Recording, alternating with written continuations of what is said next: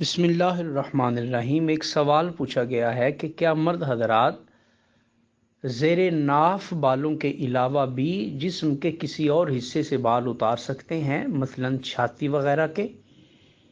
تو جواب یہ ہے کہ مرد کے لیے بغلوں اور زیر ناف بالوں کے علاوہ جسم کے باقی حصوں سے بال اتارنا اگرچہ یہ جائز ہے، اس میں گناہ والی بات نہیں، مگر علماء نے لکھا کہ یہ خلاف ادب ہے۔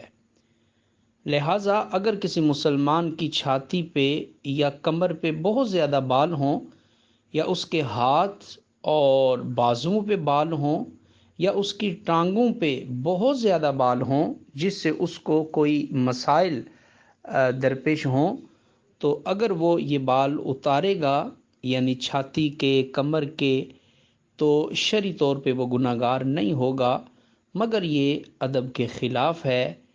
فتاوی ہندیہ کی جلد 5 صفحہ 358 میں یہ مسئلہ لکھا ہے کہ فی حلق شعر صدری و ظہری ترک الادب، کہ سینے کے بال اتارنا یہ ادب کے خلاف ہے۔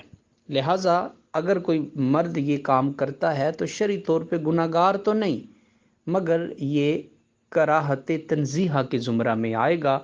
واللہ اعلم بالصواب۔